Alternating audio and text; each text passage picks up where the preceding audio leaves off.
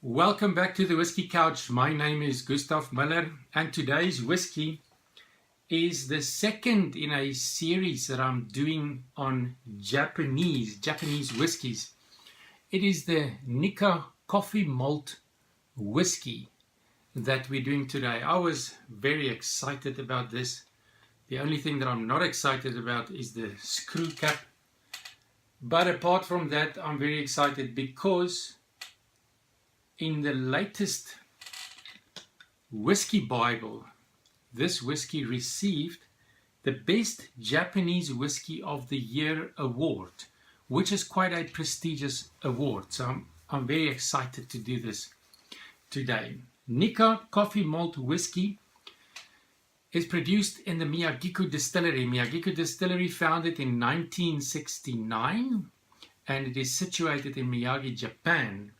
The distillery belongs to Nikka Whisky, and it can produce around 3 million liters of spirit every year. But here is the interesting part, the interesting thing about this whiskey. It is produced from 100% malted barley. Now, normally you would distill barley, malted barley, in a copper pot still, which looks like this, to produce a single malt whiskey. Now this is a batch process, so you fill it up, you distill it, and you empty it, and you start again. And other grains, like for instance corn, wheat, or rye, will be distilled in a coffee still, or other names for that would be a column or a continuous still. Now this still will give your spirit a slightly different character because of the distilling process. Now what the team at Miyagi did is they turned the process the other way around, and they took this malted barley, and instead of distilling it in a pot still, they distilled it in a coffee still. So quite different than the normal procedure, and you can expect a slightly different character because of the fact that it was distilled in a coffee still and not in a pot still. Because of that, we cannot call this a single malt, even though only malted barley was used. This can now only be called a single grain because it was distilled in this type of still. So the word coffee in the name of this whiskey has got nothing to do with espresso coffee. It's got everything to do with the type of still in which it was distilled. Right, let's get to the whiskey.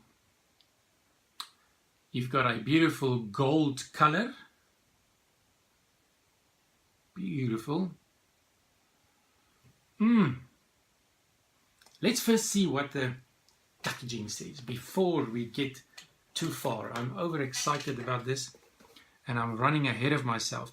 So the color, according to the packaging, gold. The nose, lively and tart, zesty, fresh and citrus all the way. An ode to lemon with sweet Williams pear. Barely manages to temper. Fine pepper notes and a hint of balsamic vinegar. That's an interesting one. Blend together with soft vanilla scents finding their way in cafe au lait. On the palate, like on the nose, its vivacity is sustained by citrus aromatics, clementine and orange, which can challenge more enticing notes of coffee. So it's got coffee in its flavors. Praline, etc., etc., vanilla cream, prune, and a couple of other things. Seems like this is quite a complex whiskey with all of these flavors coming through. The finish extends without batting an eyelid on prune and mirabelle notes. Liquorice makes a brief appearance before the fruit takes center stage. Impressive in terms of what we can expect from this whiskey. Let's see what we get today. Golden color. I pick up the zesty citrus, I pick up immediately. The vanilla is there, the pear is there.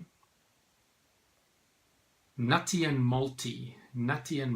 I'm not picking up all of the rest immediately. Maybe if I let it stand for a while, then those flavors will come to the foreground. Citrus, vanilla, but the pear and the malt and the nuts, it gives me quite a rich impression.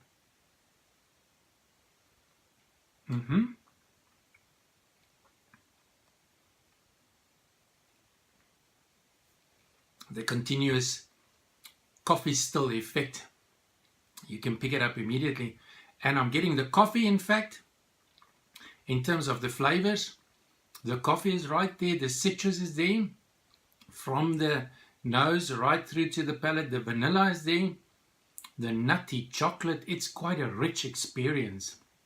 Even a bit of caramel that I'm picking up, rich oak spices but not overwhelming, a rich mouthfeel.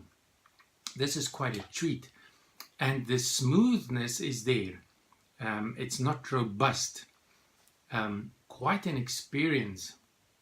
The coffee distilling process, coffee still, there's something in here that reminds me of Jameson Irish whiskey, which is also distilled in a continuous or coffee still. Wonderful taste experience.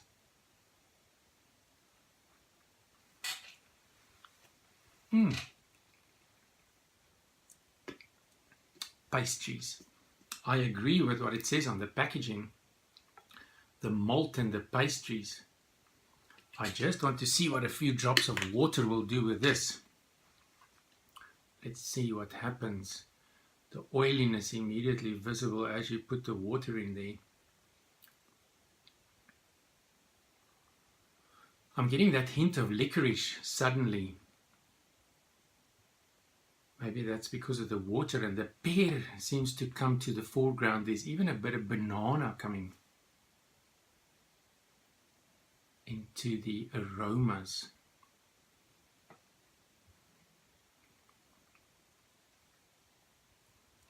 Even the spicy notes is a little bit more subdued, and the fruity notes is coming to the fore, and the pastry notes is coming to the foreground. Bottled at 45%, so slightly higher alcohol by volume than usual. And from what I could find out, it's mainly matured in ex-American, ex-bourbon American oak casks. Now, if you want to pair this with a food snack, then the Nikka website recommends pastries. Interestingly enough, any kind of pastry will go with this, probably because of the maltiness and the pastry notes in the flavors. But it also says milk chocolate can be used as a pairing, or caramel-based desserts, or even panettone, which is an Italian fruitcake with raisins. Now for today, I've got a couple of milk chocolate buttons, and I'm going to try that. I've already had my sip of whiskey. Now I enjoy the flavor companion.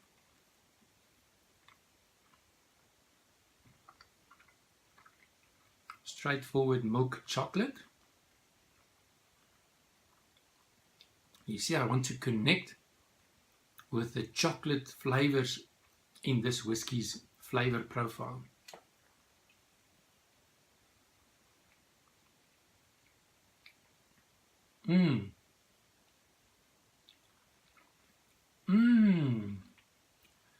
There's a wonderful connection. Even the maltiness, it gives you the idea of a chocolate covered donut.